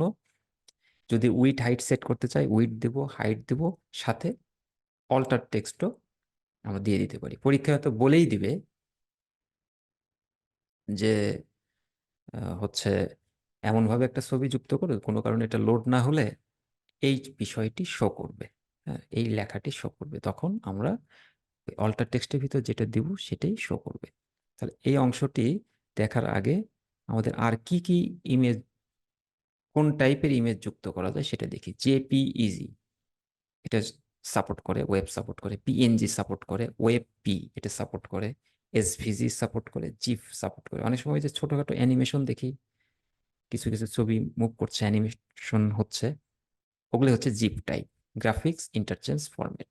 SVG হচ্ছে বেশ বড়, লার্জ স্কেল করা যায়, এটাকে ছোট বড় করা যায়, যেটাকে আমরা ভেক্টর টাইপ বলি, স্কেলেবল ভেক্টর গ্রাফিক্স। ওয়েবপি হচ্ছে ওয়েব পিকচার ফরম্যাট। PNG হলো পোর্টেবল নেটওয়ার্ক গ্রাফিক্স, এটার ফাইল সাইজটা একটু বড় হয়। জেপিইজিটা ফাইল সাইজ অনেক ছোট, লাইট ওয়েট। একটা ইমেজ যত লাইট ওয়েট হবে আমার ওয়েবসাইট তত ফাস্ট হবে। তো জয়েন্ট ফটোগ্রাফিক এক্সপার্টস গ্রুপ, ওকে। এখন যেমন এখানে প্রশ্নে বলছে যে নাট পিএনজি বা লোগো পিএনজি জেপিজি আছে, ছবিটি এমন ভাবে যুক্ত করো যেন এর সাইজ 600 বাই 300 হয়। তাহলে বোঝাই যাচ্ছে প্রথমটা উইথ, পরেরটা হাইট। বলছে উপরের ছবিতে ক্লিক করলে তো google.com-এ চলে যায়। এটা একটু অ্যাডভান্স, এটা আমরা একটু পরে আলোচনা করছি। তাহলে এই ছবিটা আমরা, আমাদের এটা যেহেতু হচ্ছে পাওয়ার পয়েন্টে আছি, এটা সিলেক্ট করে এটাকে আমরা সেভ করতে পারি, সেভ অ্যাজ পিকচার। আমরা এটাকে ডেস্কটপে সেভ করছি, আমরা জাস্ট নাট দিয়ে সেভ করছি। আমরা আমাদের টপিকসে ফিরে যাই। আমরা আরেকটি বিষয় বলেছিলাম যে যে বিষয়গুলো নিয়ে কাজ করব সেগুলো আমাদের ফোল্ডারের ভিতরে রাখবো। তো ফোল্ডারের ভিতর রাখার জন্য আমাদের এইচএসসি, এটা যে ডেস্কটপ থেকে আমাদের ছবিটা দেখি, এই যে নাট পিএনজি, এটা কাট করে নিলাম, নিয়ে আমাদের যে ফোল্ডার সেই ফোল্ডারের ভিতরে রাখলাম। তাহলে এটার নাম হচ্ছে nat.png। ওকে, তো এখন আমরা এটা ছবি যুক্ত করব। এখানে যা আছে কন্ট্রোল-A দিয়ে সব সিলেক্ট করে আমি এটাকে ডিলিট করে দিলাম, প্রয়োজন নেই। সেভ করলাম, এখানে রিফ্রেশ দিলাম, ফাঁকা। এখন হচ্ছে আমাদের ছবি যুক্ত করতে হবে। তো সাধারণত আমরা তো জানি যে এটা আমাদের নিয়ম হচ্ছে HTML লেখা। এটা আরো ভালো হয় যদি আমি এইভাবে লিখি। পরীক্ষায় অনেক সময় এটা আসে যে ডক টাইপ HTML, এটা মানে কি? ডক টাইপ HTML মানে হচ্ছে এটা HTML5 আমরা ব্যবহার করছি। HTML ল্যাঙ্গুয়েজ, এটা এখানে বলে দিচ্ছে এটা ইংরেজি ল্যাঙ্গুয়েজ ব্যবহার হচ্ছে। আরো কিছু বললাম, ওই যে সিঙ্গেল ট্যাগ, যেটা হেডের ভিতর ব্যবহার হয়, হেডের ভিতর মেটা, এটা ব্যবহার হচ্ছে মেটা ট্যাগ, মেটা এটা 4 সেট ক্যারেক্টার সেট। আমরা যখন চ্যাপ্টার 3 আলোচনা করব তখন ক্যারেক্টার সেট নিয়ে আলোচনা করবো। এটাই UTF-8। নেম, ভিউপোর্ট, এগুলো হচ্ছে বিভিন্ন কি বলবো এটাকে অ্যাট্রিবিউট। আর টাইটেল, ডকুমেন্ট। তো এই জিনিসগুলো আমাদের প্রয়োজন নেই, এই জন্য পরীক্ষার অ্যান্সার করার জন্য হেড নিয়ে আমরা কোনো কথাই বলবো না। এইটাও আমরা লিখবো না আপাতত। যদি আমরা ডক টাইপ HTML না লিখি তাও কোনো সমস্যা নেই, আমাদের লিখতে হবে বডি। আচ্ছা, বডির জন্য তো আমাকে HTML লিখতেই হবে। HTML, এই HTML শুরু, HTML শেষ, তার ভিতরে আমরা বডি ট্যাগ। ওকে, তো এখন এর ভিতরে আমাদের লিখতে হবে ইমেজ। তো এর ভিতরে লিখলে একটু দেখতে এলোমেলো লাগে, এই জন্য আমি নিচে লিখতেছি আমাদের IMG ইমেজ ট্যাগ। তো প্রথম অংশ কি? সোর্স, SRC, সোর্স নিয়ে ইকুয়াল দিয়ে ডবল কোটেশন, এর ভিতর আমাদের হচ্ছে ছবির নাম। ছবির নাম কি ছিল? nat.png দিয়ে সেভ করলাম। এটা সেভ, কন্ট্রোল-S। এবার এসে একটু রিফ্রেশ দেই, ছবিটা কিন্তু চলে আসছে। আচ্ছা, আমরা যদি এটাকে একটু বড় ছোট করি দেখবো এই যে ছবি চলে আসছে। এখন আমাদের কিন্তু ছবির সাইজ বলা আছে 600 বাই 300, তার মানে এখানে অ্যাট্রিবিউট আমার বলতে হবে উইথ ইকুয়াল, এটা হচ্ছে কত? 600 পিক্সেল। আর হাইট, হাইট হচ্ছে 300 পিক্সেল। দিয়ে সেভ দিয়ে দিলাম। তো এইবার যখন রিফ্রেশ দিব, এটা কিন্তু অলরেডি সাইজ এটা অনেক বড় হয়ে গেছে। হ্যাঁ, এই আগের চেয়ে এটা বড়। ওকে, তো 300-র জায়গায় যদি আমরা চেঞ্জ করে একটু 400 দিই, এটা একটু মানানসই হবে। Save, refresh. হ্যাঁ, রেশিওটা মোটামুটি ঠিক থাকলো। এইটা। তো আরেকটা কি করতে পারি, কোনো কারণে যদি ইমেজটা, ছবিটা শো না করে তাহলে কি টেক্সট দেখাবে আমরা সেটার জন্য অল্টার টেক্সট দেবো, ALT, অল্টার দিয়ে ইকুয়াল ডবল কোটেশন, এরপর লিখবো this is a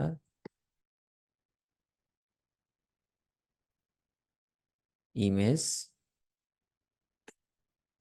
of nut, বা নাট ইমেজ দিলেই আমার হয়ে গেল সেভ। তার মানে কোনো কারণে হয়তো আমি এটাকে চেঞ্জ করে PNG-র জায়গায় আমি NG লিখলাম বা QNG লিখলাম, ভুল করে দিলাম, অর্থাৎ এটা ভুল, তার মানে ইমেজটা আর আসবে না। এখানে যদি রিফ্রেশ করি তাহলে ওই যে ইমেজ যে ছিল সেই বক্সটা শো করছে যে কিছু একটা ছিল, this is an image of nut. তো এটা বোঝাচ্ছে। এখন যদি আবার এটা ঠিক করে দিই, কিউ এর জায়গায় আমার এই P দিয়ে দিই, সব ঠিক আছে। এরপর আমি ওকে করলাম, ইমেজ যখন আসছে তখন অল্টার টেক্সট কিন্তু আর শো করছে না। এগুলো মূল বিষয়। এখন আরেকটা বিষয় বলছে কি, যে এটাকে যুক্ত করো, লিঙ্ক করো। তো লিঙ্ক আমরা আগে শিখি, তারপর এটা আমরা দেখবো। তো আমরা পরীক্ষায় এখানে এইভাবে লিখবো না, আমরা এটা লিখবো বডির ভিতরে। পরীক্ষায় এইভাবে লিখবো HTML, তার ভিতরে বডি, তারপরে ইমেজ। যেটা যেটা চাইবে সেটা সেটা অ্যান্সার করবো। ওকে। তো এবার আমরা পরবর্তী অংশে চলে যাই।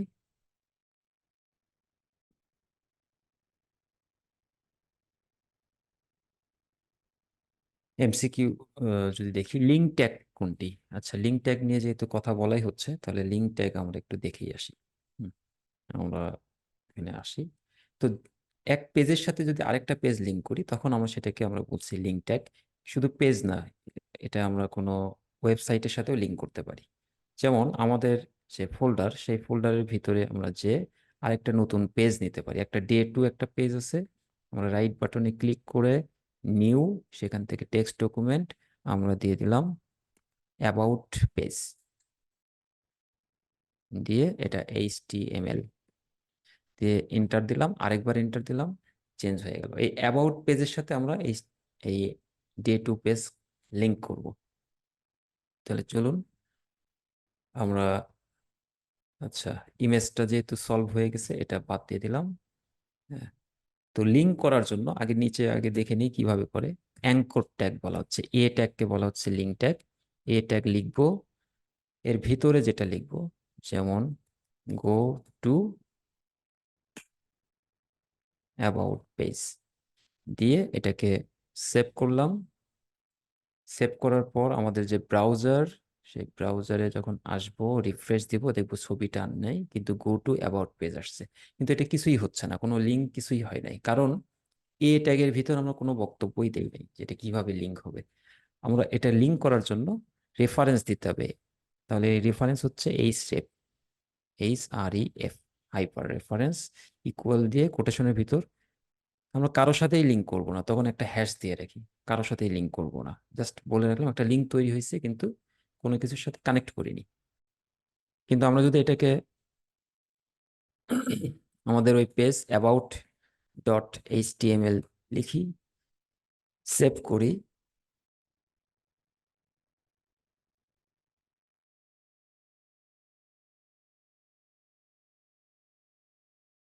এখানে রিফ্রেশ দেই, তখন দেখবো যে এটা চেঞ্জ হয়ে গেছে। হ্যাঁ, কিরকম চেঞ্জ হয়েছে? গো টু অ্যাবাউট পেজ, এটা কালার ব্লু এবং নিচে একটা আন্ডারলাইন, এবং এখানে ক্লিক করলে সেটা কিন্তু অ্যাবাউট পেজে চলে গেছে। আমরা যদি এটাকে একটু বড় করি, এটাকে ফুল স্ক্রিন করছি, দেখবো এই যে about.html এই পেজটা ওপেন হয়েছে। এটা হচ্ছে আমাদের ওয়েবসাইটের নাম। আর এটা পুরোটা হচ্ছে ইউআরএল বলতে পারি, যে ইউনিভার্সাল ঠিকানা। তো আমরা এটাকে আবার আগের জায়গায় ব্যাক করলাম।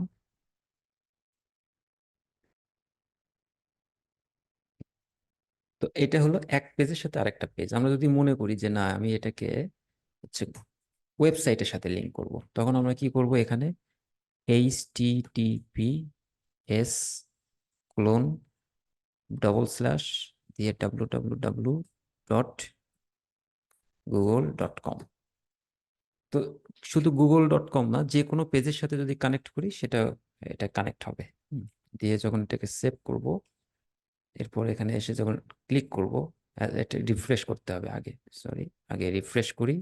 আপডেটটা আসলো, এবার ক্লিক করলাম, এটা কিন্তু অলরেডি গুগলে চলে গেছে। হ্যাঁ, তো আমরা যদি এখান থেকে যে এটা চেঞ্জ করে আমি যদি এখানে www.vtutor.org দেই, দিয়ে সেভ দেই, দিয়ে রিফ্রেশ,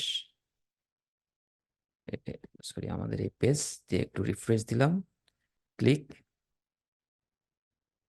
তো ভিটিউটরের যে ওয়েবসাইট সেখানে কিন্তু এটা চলে গেছে। হ্যাঁ, এবং এখান থেকে আইটি বেজ প্রচুর সার্টিফিকেশন আমরা এখান থেকে পেতে পারি এই প্রতিষ্ঠানের কাছ থেকে, যা বাংলাদেশের সার্টিপোর্টের হচ্ছে কান্ট্রি পার্টনার, মাইক্রোসফটের এডুকেশন পার্টনার। তো যাই হোক, আমরা আমাদের অংশে আসি। আমরা এটাকে ব্যাক করছি।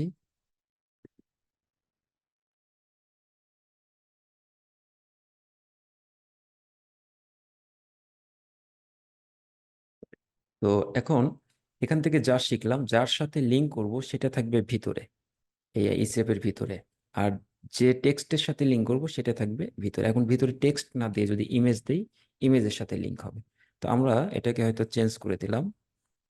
আমরা https ক্লোন www.google.com দিয়ে এখানে আমরা একটা ইমেজ বসাবো। ইমেজ, তো এটা নিচে নিয়ে নেই, ইমেজ ইমেজ, তারপর সোর্স। সোর্সের ভিতর আমাদের কি আছে, ছবিটা nat.png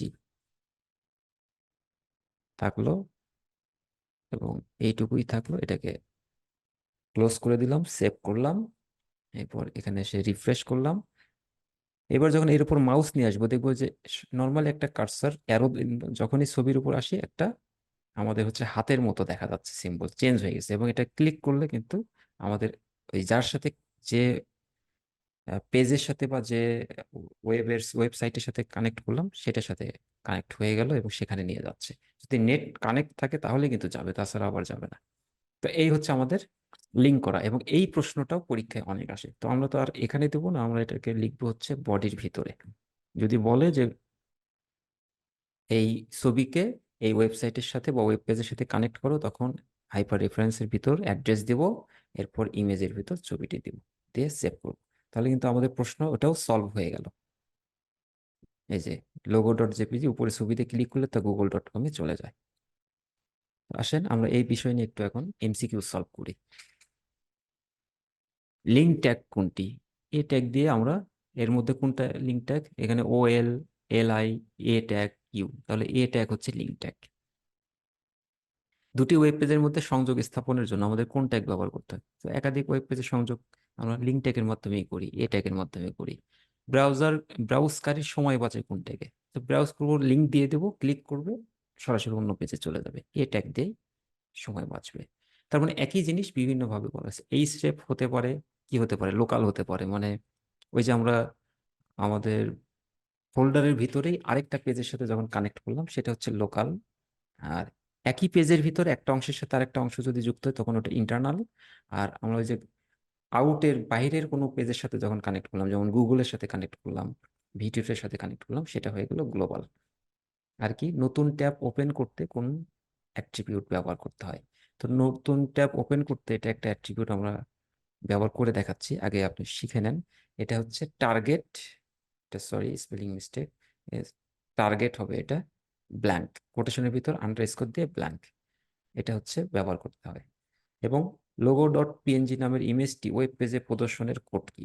তো এটাও আমরা জানি যে এটা ইমেজ সোর্স logo.png। তো এই জিনিসটাই টার্গেট ব্ল্যাঙ্কটা আমরা একটু দেখে আসি। আমাদের যদি এডিটরে যাই, এই অ্যাঙ্কর ট্যাগের ভিতরে আমরা আলাদা একটা অ্যাট্রিবিউট দেব, সেটা হচ্ছে টার্গেট দিয়ে ব্ল্যাঙ্ক। টার্গেট দিয়ে ব্ল্যাঙ্ক দিলে কি লাভ হবে? যখন এটা আসি, রিফ্রেশ করি একটু। আচ্ছা, এটা ফুল স্ক্রিন করে দিলাম। আগে কি হতো? আগে কিন্তু ক্লিক করলে সেই পেজেই এটা ক্লিক ওপেন হতো। এখন যদি ক্লিক করি, ওইটা আগের পেজেই আছে, নতুন আলাদা করে একটা ট্যাব ওপেন হলো, সেখানে আমার লিঙ্কে নিয়ে গেল। তো এটা হচ্ছে টার্গেট ব্ল্যাঙ্ক। তো টার্গেট ব্ল্যাঙ্ক দিলে পুরো পেজটা থাকবে, কিন্তু আপনাকে ঠিকানাটা নতুন একটা ট্যাব ওপেন করে সেখানে নিয়ে যাবে। তো এটা খুব ইন্টারেস্টিং এবং খুবই গুরুত্বপূর্ণ। তাহলে আমরা সবগুলোই দেখলাম যে নতুন ট্যাব ওপেন করতে অ্যাট্রিবিউট ব্যবহার হয় টার্গেট ব্ল্যাঙ্ক। এবার একটু ফন্ট নিয়ে কথা বলি। তো আগে যে বিষয়গুলো নিয়ে কথা বললাম, লিস্ট, তারপর হচ্ছে অ্যাঙ্কর ট্যাগ, ইমেজ, এখান থেকে প্রশ্ন অবশ্যই থাকবে, অবশ্যই থাকবে। অতএব বারবার এটা প্র্যাকটিস করে আয়ত্ত করবেন। এবং আমরা কিন্তু পুরো জিনিসটা প্র্যাকটিক্যালি একদম সুন্দর করে বুঝিয়ে দিলাম, যেন আপনার কোনো রকম কোনো সমস্যা বা কনফিউশন না থাকে। ফন্ট, আমরা যে ইমেজ ব্যবহার করলাম, এছাড়াও তো আমাদের ফন্ট ব্যবহার করতে হয়। সেখানে ফন্ট ট্যাগের ভিতর আমাদের টেক্সটগুলো দিব যদি ফন্ট নিয়ে কোনো কাজ করতে চাই, যেমন ফন্টের সাইজ 1। তো আমরা ফন্টের ভিতর যে সাইজ 1 দিলে সাইজটাকে ছোট বড় করতে পারবো ফন্ট থেকে, যদিও প্রধানত এই কাজগুলো আমরা প্রফেশনালি করি সিএসএস দিয়ে, তারপরে এইচটিএমএল এটা জানতে হবে, পরীক্ষায় আসে। ফন্টের সাইজ অ্যাট্রিবিউট দিয়ে ফন্ট ছোট বড় করতে পারি। এটা কি হয়, 1 থেকে শুরু করে হাইস্ট 7 পর্যন্ত যায়। তো সবচেয়ে ছোট 1, সবচেয়ে বড় 7, ডিফল্ট সাইজ হচ্ছে 3। যদি সাইজ না দিই 3 সাইজের ফন্ট দেখাবে। ফন্টের ফেস থাকে, মানে কোন ধরনের ফন্ট, এই যে টাইমস নিউ রোমান, এটা স্টাইল, ফন্টের ফেস বিভিন্ন স্টাইলের ফন্ট থাকে, তো এটা চেঞ্জ করে দিতে পারি। তো ফন্টের স্টাইল চেঞ্জ করি ফেস অ্যাট্রিবিউট দিয়ে। আরেকটা হচ্ছে কালার চেঞ্জ করতে পারি। কালার নিয়ে প্রচুর ঝামেলা আছে, প্রচুর প্রশ্ন, কালার বুঝি না। এটা সাধারণত হেক্স কোড। প্রথমে হচ্ছে একটা হ্যাশ সিম্বল, তারপর 6 ডিজিটের হেক্স কোড। প্রথম দুটো থাকবে হচ্ছে রেড কালারের জন্য লাল, এটা 000 থেকে শুরু করে হাইস্ট ডবল এফ হতে পারে। তার মানে এখানে ডবল এফ মানে এখানে হাইস্ট সর্বোচ্চ পরিমাণ রেড দেয়া আছে। তারপরে আর জি বি, মাঝখানেরটা হচ্ছে G for green, green value 0 আছে মানে এখানে কোনো গ্রিন নাই। আর পাশেরটা হচ্ছে ব্লু, এ এ অর্থাৎ এটা সর্বোচ্চর কাছাকাছি। এফ এফ হলে সর্বোচ্চ, এ আছে মানে অতটা নাই, একটু কম আছে। তাহলে পূর্ণমাত্রায় রেড আর আংশিক হচ্ছে ব্লু মিলে একটা নতুন কালার তৈরি করবে হেক্স কোড। এটা আমরা চ্যাপ্টার 3-তে যে বিস্তারিত কথা বলবো। তো এই কালার, আর কি আছে অ্যাট্রিবিউট, কালার একটা অ্যাট্রিবিউট, সরাসরি বলে দিতে পারি যে ব্লু, হেক্স কোড না দিয়ে, বা অন্য যে কোনো নাম দিয়ে দিতে পারি, কালার নেম। সবগুলো একসাথে কম্বাইন করে আমরা এইভাবে লিখতে পারি, ফন্টের কালার রেড, সাইজ 7, তারপর ফেস কনসোলাস, সবগুলো combining all together font attribute. তাহলে সর্বোচ্চ এখানে 3টা অ্যাট্রিবিউট আছে। আরেকটা হতে পারে যে ফন্টের নামই আমি দিয়ে দিলাম, ফেস হচ্ছে বাংলা যখন লিখবো সাধারণত ফন্টের নাম সুথনি এমজে বাংলা ফন্ট, এটা আলাদা করে আগে লিখে নিয়ে এখানে যখন কপি করব তখন এলোমেলো এরকম ইংরেজি দেখবো, অ্যাকচুয়ালি এটা ইংরেজি না, এটা বাংলা ফন্ট, ইংরেজির মতো করে প্রকাশ করা, কিন্তু পেজে বাংলায় আসবে। এই হচ্ছে ফন্টের বিষয়। এটাই যখন আমরা পেজে লিখবো তখন এই যে নর্মালি ডক টাইপ এইচটিএমএল এভাবেও লিখতে পারি, শুধু এইচটিএমএল লিখতে পারি। এইচটিএমএল এর ল্যাঙ্গুয়েজটা BN for Bangla, body, paragraph. এখানে আমরা এই যে আমার সোনার বাংলা আমি তোমায় ভালোবাসি, এই লেখাটা পুরোটাই ইউনিকোডে লেখা হয়েছে, যে কারণে এটা বাংলা শো করছে। আর যদি সুতনি এমজে তে লেখেন তখন কিন্তু বাংলা শো করবে না, এলোমেলো ইংরেজি ভাঙ্গা ভাঙ্গা জিনিস দেখাবে। তো এই ফন্টের বিষয়টি গেল, ফন্ট নিয়ে আর আমি কথা বলছি না।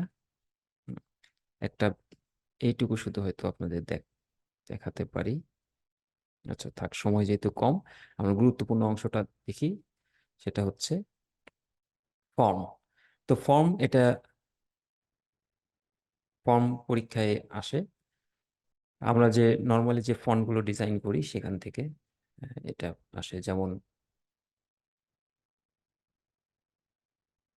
ফর্মে আমরা এখানে বলছি যে ফর্ম, সেখানে নেম কি আছে, নেম এই টেক্সটটা সরাসরি দেখাবে। এরপর ইনপুট, আমরা যখন কোনো কিছু ইনপুট নেই যেমন সাইন আপ করি তখন ইনপুট নেওয়ার সময় যে বিষয়টা দেখি এটা হচ্ছে ইনপুট টাইপ টেক্সট, অর্থাৎ সে টেক্সট ইনপুট নিবে। আর এই ফিল্টার একটা নাম থাকতে হবে, যখন ডেটাবেজে রাখবে তখন কি নামে রাখবে, এই জন্য নেম দিতে পারি বা মাই নেম দিতে পারি, কিন্তু সবগুলো স্মল লেটারে। আরেকটা টাইপ হয় পাসওয়ার্ড টাইপ, যখন পাসওয়ার্ড দিয়ে দিব তখন পাসওয়ার্ড ওই যে স্টার্ট দিয়ে দিয়ে দেখাবে, যেটা শো করবে না, নেম পাসওয়ার্ড। তারপর আরেকটা ইমেল টাইপ হতে পারে, তারপর ডেট হতে পারে, আরো বেশ কিছু টাইপ আছে, চেক বক্স আছে, রেডিও বাটন আছে। এইগুলো ডেট দিয়ে আমরা ডেট নিতে পারি। হ্যাঁ, বিভিন্ন কিছু আমরা ফর্মের সাহায্যে নিতেই পারি। তো এখন এমসিকিউ প্রশ্ন যদি দেখি, এখানে বলা হচ্ছে উদ্দীপকে এলিমেন্ট কন্টেন্ট কোনটি। হ্যাঁ, এলিমেন্ট কন্টেন্ট হচ্ছে এই যে কো একাডেমি, এটা হচ্ছে এলিমেন্ট কন্টেন্ট, এটা হচ্ছে ভিতরের এলিমেন্ট। বলা হচ্ছে উদ্দীপকে অ্যাট্রিবিউট নেম কি, অ্যাট্রিবিউট নেম হচ্ছে এই অ্যালাইন। আর কি অ্যাট্রিবিউট ভ্যালু, সেন্টারটা হচ্ছে অ্যাট্রিবিউট ভ্যালু। আর কি আছে ওয়েব পেজের ডিজাইন, এইচটিএমএল ডকুমেন্টটাই ওয়েব পেজের ডিজাইন। আর এখানে বলা হচ্ছে ফন্টের face arial, size 12, colour red. আচ্ছা আমরা একটু বেশি সময় নিয়ে নিচ্ছি, কোর্সটা শেষ করে দেবো আর 5 থেকে 10 মিনিটের মধ্যেই এই চ্যাপ্টার 4 পুরোটা কমপ্লিট হয়ে যাবে। জন্য আমরা 5 থেকে 10 মিনিট সময় বেশি নিচ্ছি। কালার রেড, ভিতরে এইচএসসি আইসিটি। বলা হচ্ছে এই লাইনে কতগুলো অ্যাট্রিবিউট আছে, কতগুলো আছে, ফেস একটা অ্যাট্রিবিউট, সাইজ একটা অ্যাট্রিবিউট, কালার একটা অ্যাট্রিবিউট, টোটালি 3টে অ্যাট্রিবিউট আছে, 3। আমরা যদি দেখি এইচটিএমএল এর হেডিং এলিমেন্ট কয়টি? 6টি এলিমেন্ট আমরা জানি। সবচেয়ে বড় হেডিং কোনটি? আমরা জানি H1। তারপরে সবচেয়ে ছোট হেডিং সেটাও জানি H6। এগুলো কিন্তু সব আমাদের জানা, তাই না? ফন্টের নাম পরিবর্তন করতে কোন অ্যাট্রিবিউট ব্যবহৃত হয়? ফেস অ্যাট্রিবিউট ব্যবহার হয়। কোনটি বাংলা ফন্টের জন্য ব্যবহার করা হয়? ইউনিকোড। এইটা বাংলা ফন্টের জন্য ব্যবহার হয়। আচ্ছা, ওই যে হাইপারলিংক দেখলাম সেটা কিভাবে কাজ করে, যেমন ধরেন এখানে হোমে যদি ক্লিক করলাম, হোম পেজে চলে গেলাম, বা অ্যাবাউটে ক্লিক করলাম, অ্যাবাউট পেজে আসলাম, কন্ট্যাক্টে ক্লিক করলাম, কন্ট্যাক্ট পেজে আসলাম। এইভাবে আসলে হাইপারলিংক ব্যবহার করে আমরা এক পেজ থেকে যখন আরেক পেজে যাচ্ছি, এটা কিন্তু হয়ে গেল কি আমাদের, এটা হলো লোকাল হলো। আর গ্লোবাল হবে যখন সরাসরি আমরা এক পেজ থেকে আরেক পেজে চলে যাব, মানে এক ওয়েবসাইট থেকে আরেক ওয়েবসাইটে চলে যাব। ঠিক আছে, তো আমরা এটা দেখলাম। এটা এই বিষয় নিয়ে অলরেডি আমরা কথা বলছি, হাইপারলিংক নিয়ে কথা বলছি, যে এ ট্যাগ, তার hyper reference, home dot HTML, local. আর যদি আমরা ওয়েবসাইটে অ্যাড্রেস দিই, এখানে এটা কমপ্লিট করা হয় নাই, ক্লোজ করে এ ট্যাগটা ক্লোজ করতে হতো। আচ্ছা, আমরা এটা দেখি। এটা আগে ডবল কোটেশন দিয়ে এটা ক্লোজ, তারপর হচ্ছে এ ক্লোজ, আর ভিতরে কিছু টেক্সট। এই, তো এরপরে আমরা মোস্ট ইম্পর্টেন্ট থিংস হচ্ছে টেবিল। তো টেবিল তৈরি করেই আমরা আজকে ক্লাসটা শেষ করব। এখানে টেবিল তৈরি করার জন্য আমরা একটা বিষয় শুধু বলি, যে পুরোটা একটা হচ্ছে টেবিল, আর এই দিকে, এই পাতাল দিকে যেটা দেখা যাচ্ছে এটা হচ্ছে রো, তার মানে এই টেবিলে 3টা রো আছে। আর খাড়া দিকে যেটা, সেটা হচ্ছে কলাম, তাহলে কলামও আছে কিন্তু 3টা, এদিকে একটা, দুটা, 3টা কলাম। আর আলাদা করে এই এ যে ঘরে আছে সেটা হচ্ছে একটা টেবিল সেল বা টেবিল ডাটা বলতেছি, সেল। তাহলে এখানে 3 3 9টা ডাটা আছে। এখানে আছে 1টা, 2টা, 3, 4, 5, 6 এবং 7। এখানে আছে হচ্ছে 7টা টেবিল ডাটা। এখানে কি করা হলো? এখানে আমরা যদি দেখি, অ্যাকচুয়ালি এটা দুটো আলাদা কলাম ছিল, সেই দুটো আলাদা কলামকে মিলে একটা কলাম বানানো হয়েছে।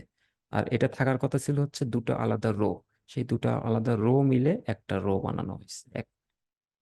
এই কাজটা করা হলো, মার্জ করা হয়েছে। তো এটা কিভাবে তৈরি করে, এবং এটা একটা প্রশ্ন পরীক্ষায় থাকবে, এটা খুব গুরুত্বপূর্ণ, আমরা খুব দ্রুত এটা শেখার চেষ্টা করব।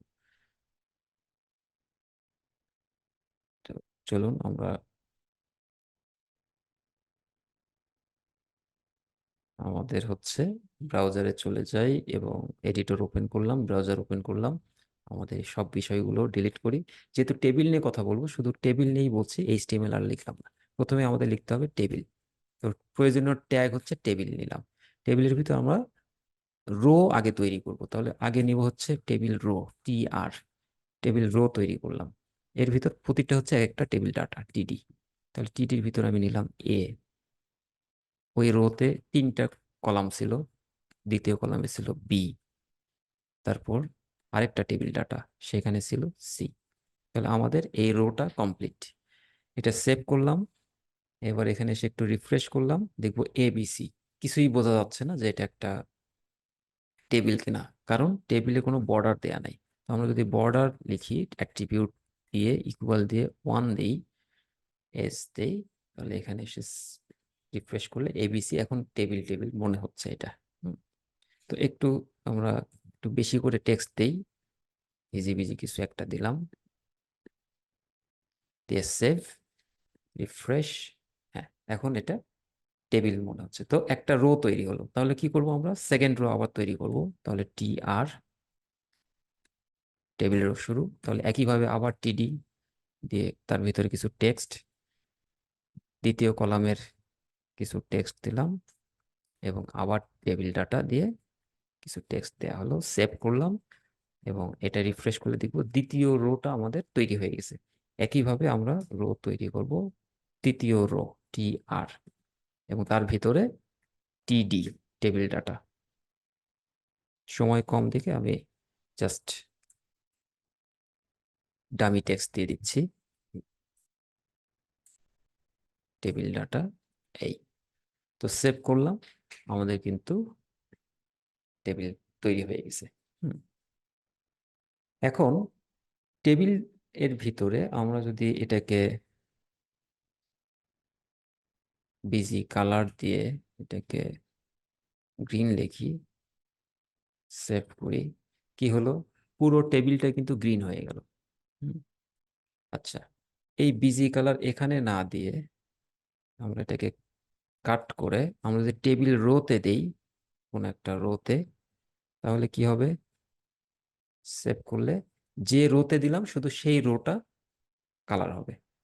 একইভাবে আমরা এখানে না দিয়ে কাট করে যদি কোনো স্পেশাল ডাটাতে দেই, শুধু টেবিল ডাটাতে, তাহলে শুধু সেই টেবিল ডাটাটাই, সেই সেলটাকে কালার হবে।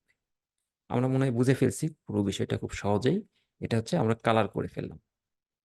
এখন আমরা যদি আচ্ছা, এটা এখন কালারের এখন প্রয়োজন নেই, আমরা মূল বিষয়টা বুঝতে পারছি। এখন যদি দেখি আমাদের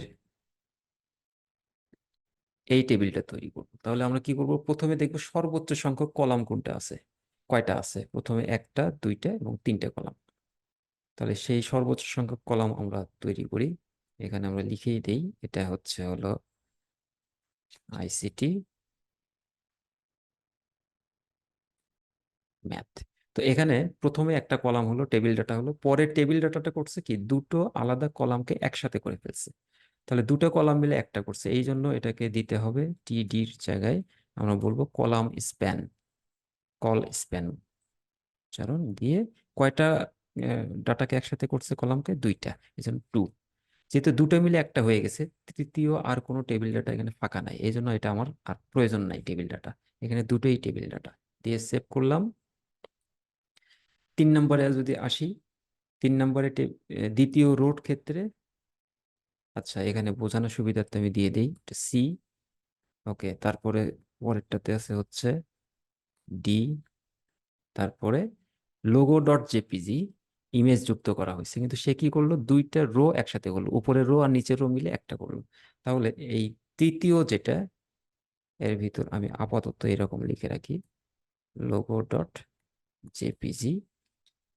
তাহলে আগেরটাতে ছিল কলাম স্প্যান, এবার তাহলে আমরা করব রো স্প্যান দিয়ে ইকুয়াল দিয়ে, এখানেও দুটা করা হয়েছে, দিয়ে এটা সেভ। এখন তৃতীয় রোতে যখন যাব, দেখবো যে প্রথম কলামে আছে, টেবিল ডাটাতে আছে হচ্ছে ই, এবং দ্বিতীয় টেবিলটাতে আছে এফ, ই এবং এফ। আর কিছু আছে কি, তৃতীয়টা কিন্তু, তৃতীয় কলাম বলতে নাই, এই তৃতীয় লাস্টের রোতে কিন্তু তৃতীয় কোনো কলাম নাই, কারণ ওটা আছে হচ্ছে আগেরটার সাথে মিলে গেছে, তাহলে আর কোনো টেবিল ডাটা এখানে নাই। তাহলে তৃতীয় রোতে মাত্র দুইটা টেবিল ডাটা। তো এটা সেভ করলাম। আমাদের যেটা ব্রাউজারে এসে যদি রিফ্রেশ করি, আমরা দেখবো এটা মিলে গেছে। তো এটা সিডি দিলে ছোট হয়ে যাচ্ছে, বুঝতে অসুবিধা হচ্ছে, আমি একটু ডামি টেক্সট দিয়ে দিই, সেভ। রিফ্রেশ করলাম, এই যে, তাহলে উপরের দুটা কলাম মিলে একসাথে হলো, এই জন্য আমরা দিয়ে রাখলাম এটা কলাম স্প্যান। খুব গুরুত্বপূর্ণ, অনেকে এটা ভুল করেন। আর এখানে দুটো রো একসাথে হলো, সেই জন্য এটা রো স্প্যান। অনেকেই বলতো যে আমি রো স্প্যানটা নিচেরটাতে দিব, না নিচেরটা দিলে হবে না, আপনি সবসময় উপরেরটাতেই দিতে হবে। এটা যদি কেউ তৃতীয়টাতে দিতে চাই তো হতো না, এটা প্রথমটাতেই দিতে হবে, মানে যেখান থেকে শুরু সেখান থেকে এটা দিতে হবে। তো এই হলো মূল বিষয়। এখন লোগো ডট জেপিজি আছে, আসলে এটা বলতে চাচ্ছিল এখানে একটা ইমেজ যুক্ত করতে, ইমেজ দিয়ে সোর্স দিয়ে আমাদের লোগো ডট জেপিজি বা আমাদের যে ছবিটা আছে নাট ডট পিএনজি দিয়ে সেভ দিলাম, দিয়ে এখানে একটু রিফ্রেশ করি, আমাদের ইমেজটা কিন্তু চলে আসছে। ঠিক আছে, এইভাবে আমরা কলাম এটা তৈরি করব। হ্যাঁ, তো টেবিল যদি এটা বুঝে থাকি, তাহলে কিন্তু আমাদের মোটামুটি টেবিল থেকে প্রশ্ন অ্যান্সার করতে পারবো। এটার আরো অ্যাডভান্স কিছু টেবিল আছে, আমি যদি সুযোগ পাই পরবর্তীতে এক্সট্রা কোনো ক্লাস দিয়ে সেটা কভার করব। আজকে এমনিতে অনেক বেশি সময় নিয়ে ফেলছি, যা আলোচনা হলো সেটা যদি আয়ত্ত করতে পারি, আমাদের ফুল প্রিপারেশন ইতিমধ্যে হয়ে গেছে আলহামদুলিল্লাহ। তো আমরা দেখি যে আমাদের প্রশ্নগুলো একটু সলভ করি, যে টেবিল সেলের ব্যাকগ্রাউন্ড কালার হলুদ করার কোড কি। তাহলে হলুদ করার কোড টিডি, ব্যাকগ্রাউন্ড বিজি কালার ইয়েলো। তারপর টেবিলের রো এর ব্যাকগ্রাউন্ড কালার কিভাবে সবুজ করব, তাহলে টি আর এর বিজি কালার দিব গ্রিন, টেবিলের ব্যাকগ্রাউন্ড কালার কিভাবে করব? টেবিলের হচ্ছে, সরি এটা টিডি হবে না, এটা টেবিল হবে। হুম, টেবিল সেলেরটা টিডি, এটা তাহলে আমরা একটু কারেক্ট করে নিচ্ছি। টেবিল, আমরা যদি দেখি সেলের ক্ষেত্রে টিডি, রোর ক্ষেত্রে হচ্ছে টিআর, আর টেবিলের ক্ষেত্রে টেবিলের table background colour red, busy colour red.